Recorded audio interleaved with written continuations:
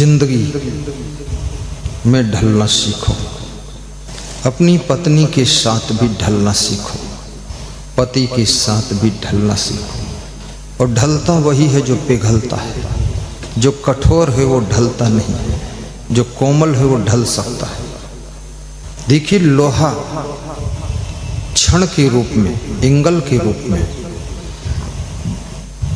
और टीन की चादर के रूप में जब ढाला जाता है तो ये लोहा को पानी जैसा तरल किया जाता है, पानी जैसा बहता है लोहा। और फिर जिस सांचे में उसको रख दिया जाता है उसी सांचे को स्वीकार करता है।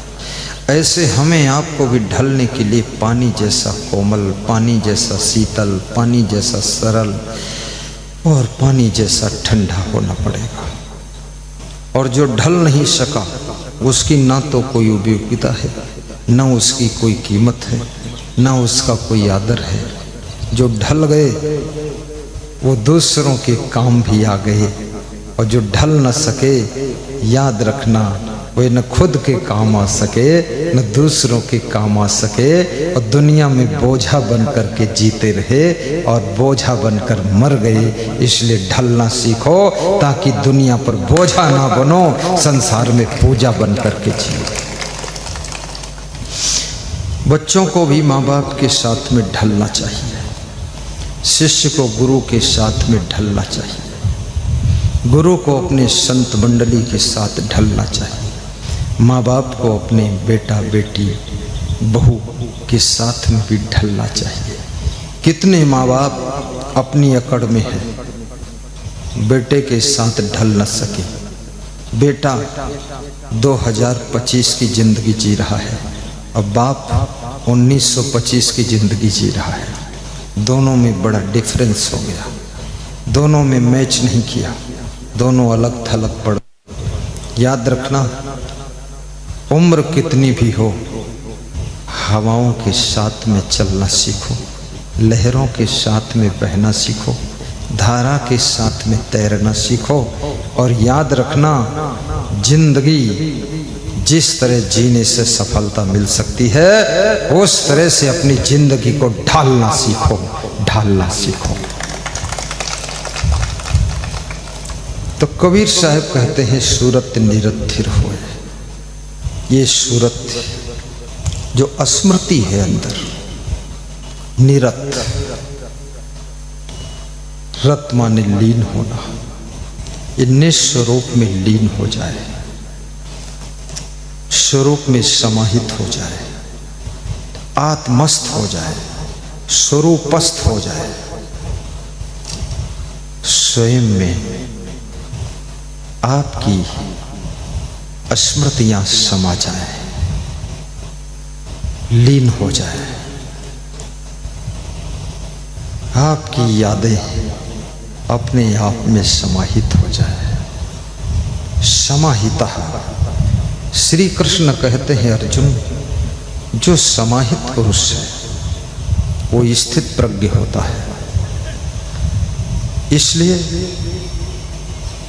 अपनी स्मृतियों को समाहित करना सीखो,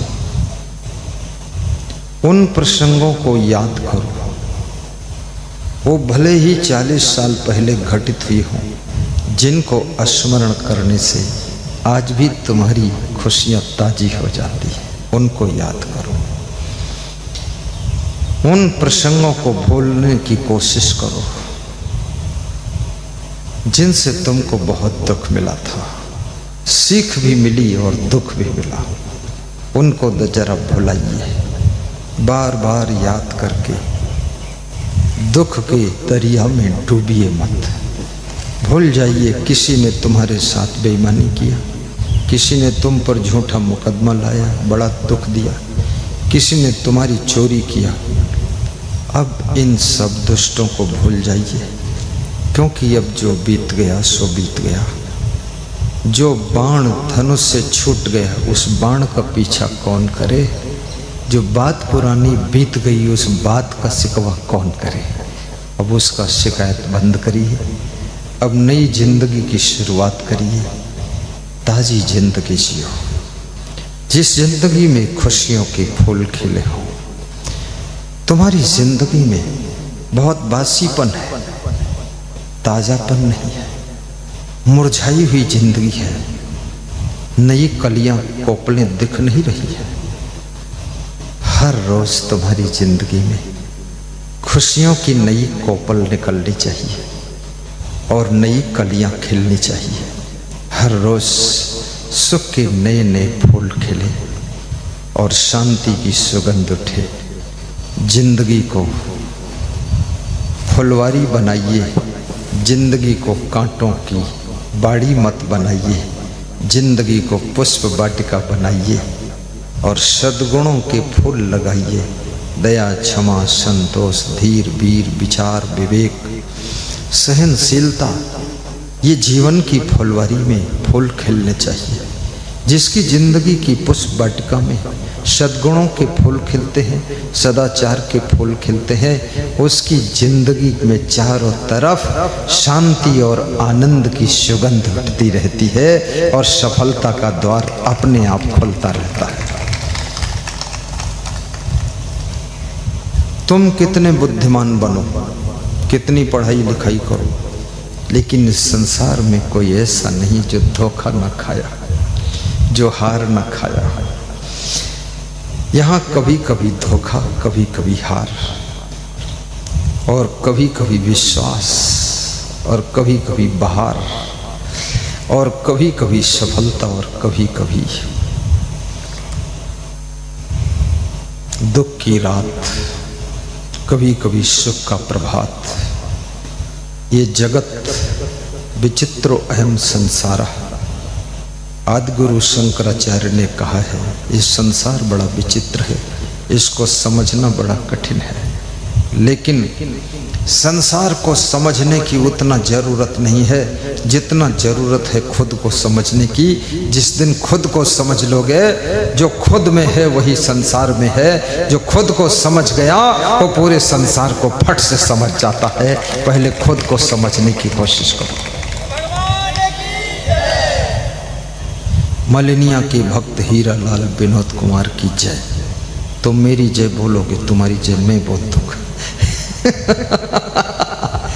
एक हाथ दे, दूसरे हाथ ले, एक बार बोल तो दूसरी बार ले अपनी जय।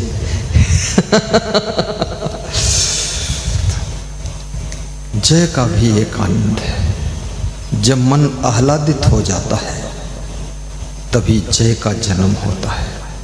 जब मन प्रमुदित हो जाता है तब तालियों का जन्म होता है। जब मन आनंदित हो जाता है तब खड़े होकर झड़प से आदमी जय जयकार लगा देता है।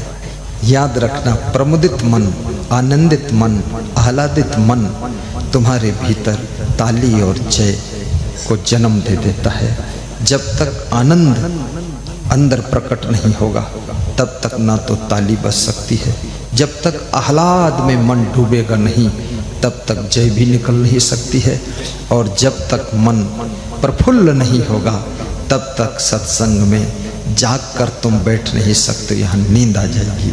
आपको सत्संग में भी कितने लोगों को सोते हुए पकड़ा गया है।